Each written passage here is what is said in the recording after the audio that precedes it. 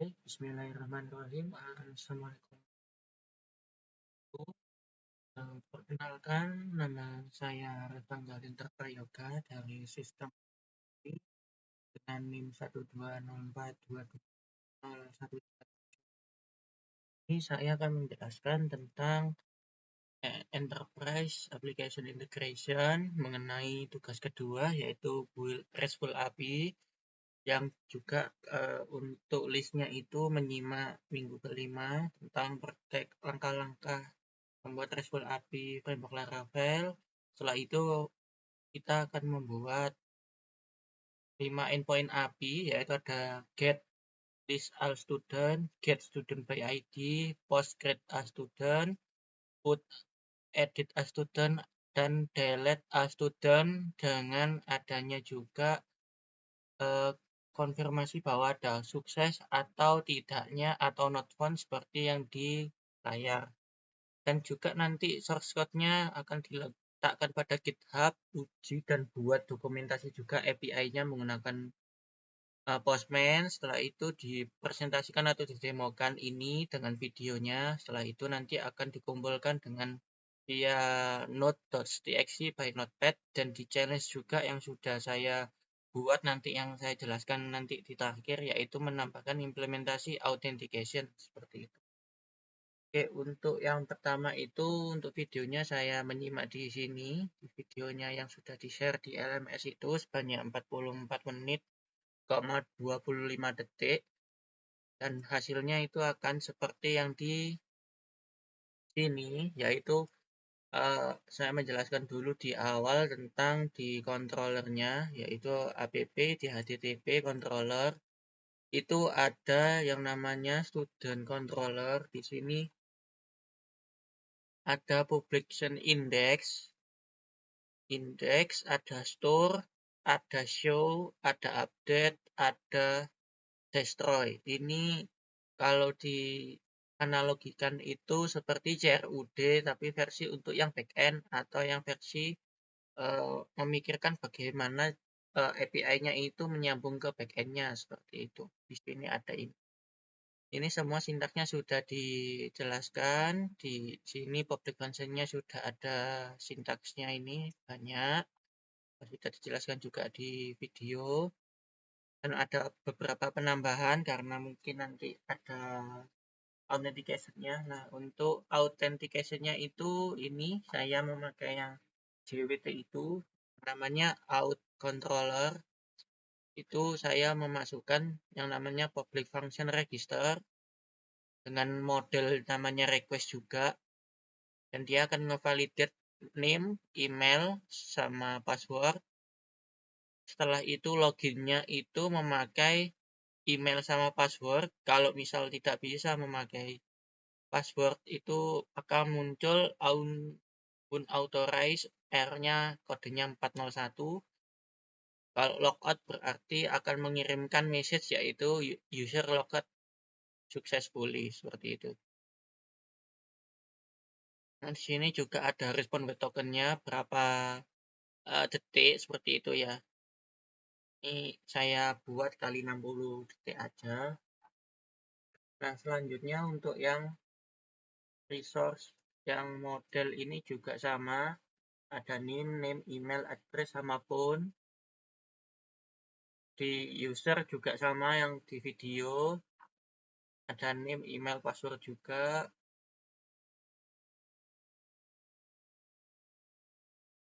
Nah, ini yang penambahan yang di database, yaitu di create table student itu penambahannya sama yang seperti di video. Itu ada skema create students dan ada sekitar 7, 1, 2, 3, 4, 5, 6 sama timestamp ya. Itu ada ID, string dengan name, string dengan name, string dengan email, string dengan address, string dengan phone, ada timestamp seperti itu. Nanti setelah itu kita migrate hasilnya, database-nya, dengan berbarengan juga ada factories juga di sini. Factories-nya ini adalah untuk yang student, untuk yang data di dalamnya itu pakai packer unique way, random number-nya sebanyak 8 digit, Packer name-nya juga memakai factories, juga emailnya menggunakan shift email, addressnya menggunakan packer juga, pun juga sama, dan juga ini untuk yang login itu juga memasukkan untuk yang return name-nya di fake name, terus di emailnya fake unique way save email, passwordnya juga di hash, jadi tidak sembarangan orang itu bisa melihat password kita seperti itu karena menggunakan enkripsi hash seperti itu. Dan ada remember tokennya juga menggunakan string random dengan 10 digit seperti itu.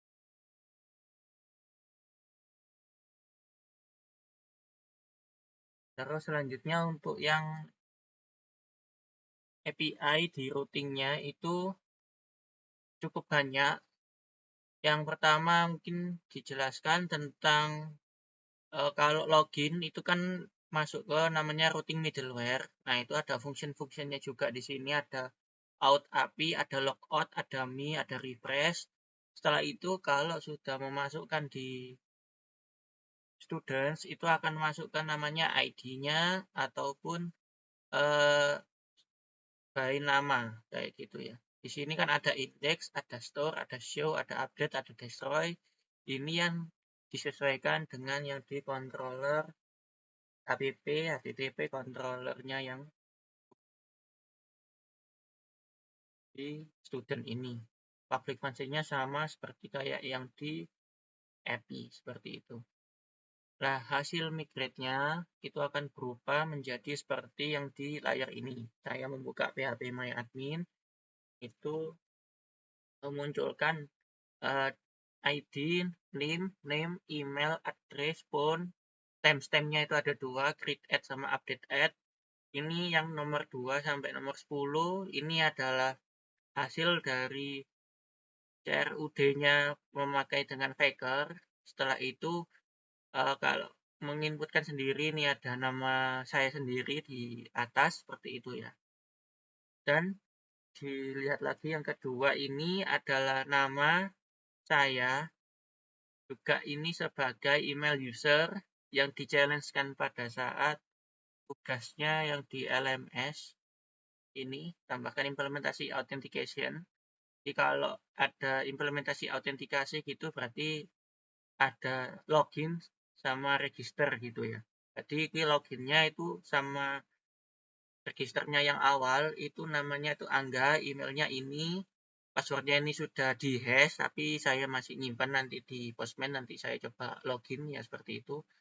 Ada tokennya juga, ada timestamp-nya seperti itu. Oke, untuk API-nya seperti ini.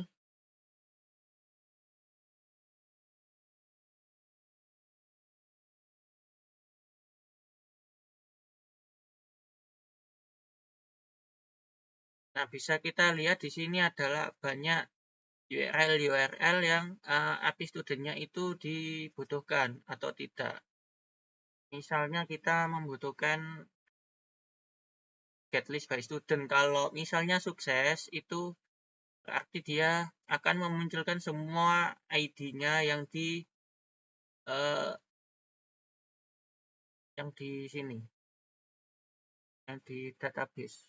Database-nya, nah ini, yang di students ini. Nah, jika dilihat dengan seksama, ini saya juga sudah buat untuk API-nya, dokumentasinya ini list of student gitu ya. Nah, ini ada banyak sampelnya. Ini saya coba yang get aja. Untuk yang get-nya ini contohnya bisa dilihat.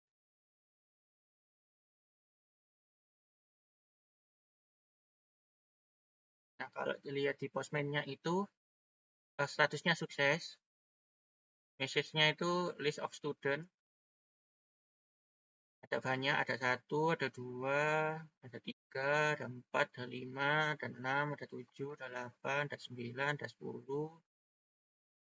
Nah, juga sama ini post kalau mau kita ngirim nama, itu di sini bisa juga kita ngirim nama seperti itu ya.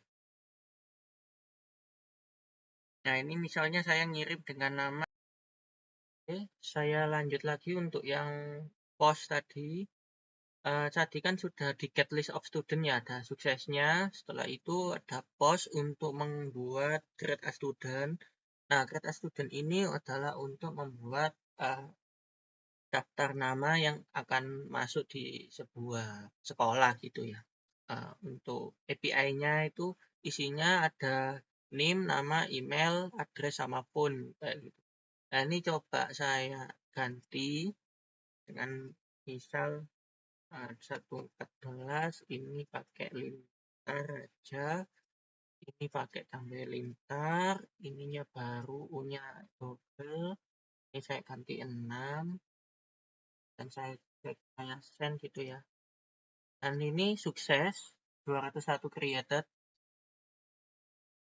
Bangga lintar juga, bla bla bla bla bla semua. Dan ini saya cek di sini, maka ID-nya akan bertambah menjadi 114 harusnya. Di sini sudah ada uh, untuk database-nya berhasil masuk gitu ya. Tinggal kita save aja di dalam Postman-nya ini, otomatis di dokumentasinya akan ngikut save seperti itu. Nah, ini coba saya buka untuk bagian post gitu ya.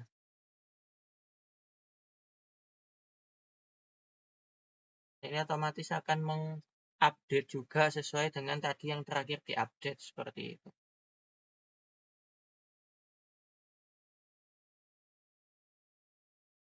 Nah, selanjutnya yaitu kalau misalnya sukses itu keterangannya juga bisa. Tapi kalau violet itu berarti satu dari data yang butuh itu akan tidak bisa dimasukkan ke dalam API dan akan memunculkan error, yaitu statusnya violet.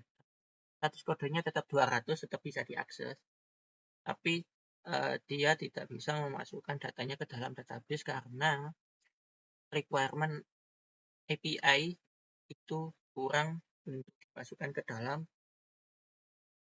websitenya atau API-nya itu sendiri. Nah, setelah itu ini ada get student by ID itu untuk show atau menampilkan berapa student ID-nya itu yang muncul di dalam API-nya. Coba ini saya contohkan 7 gitu ya.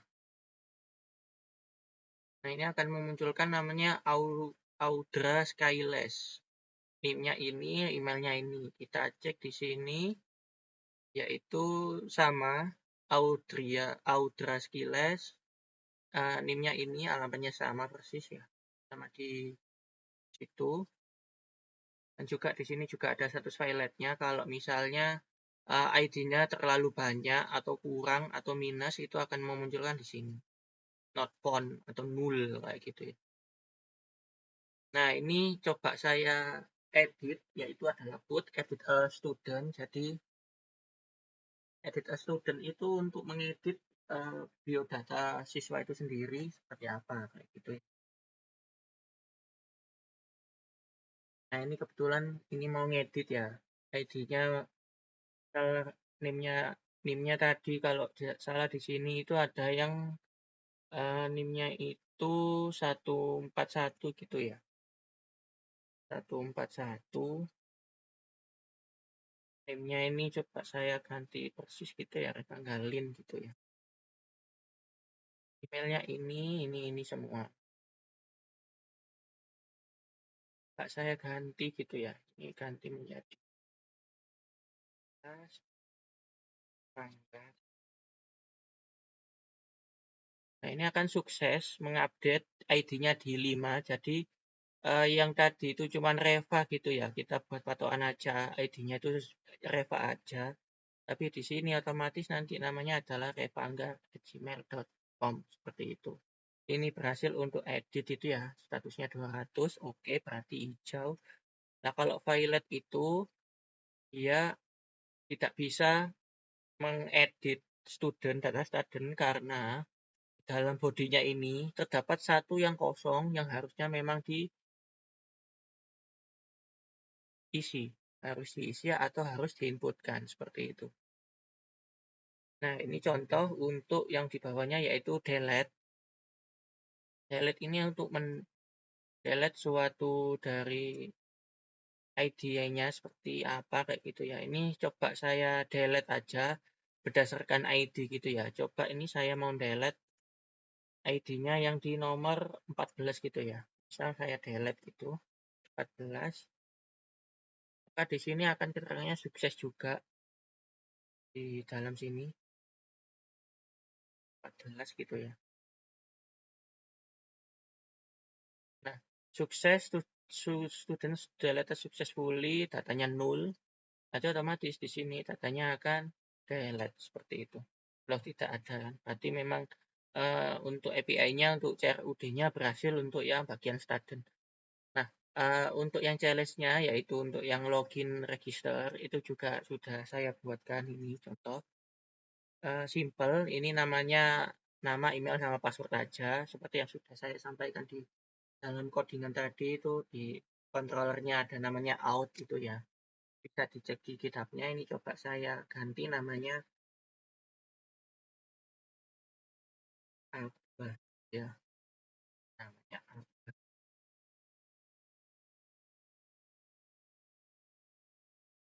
apa passwordnya 123 otomatis ini akan user register successfully. Nah, ngeceknya berhasil enggaknya gimana? Kita cek di started user, tadi kan di tabel database namanya students di 10 RESTful API. Kita coba di usersnya. Harusnya yang bernama Abah itu ada di nomor 4 seperti itu. Nah, ini untuk yang register. Sekarang coba kita di login. Nah, ini saya juga sudah coba login ya di Angga. Angga kan sudah ada di sini.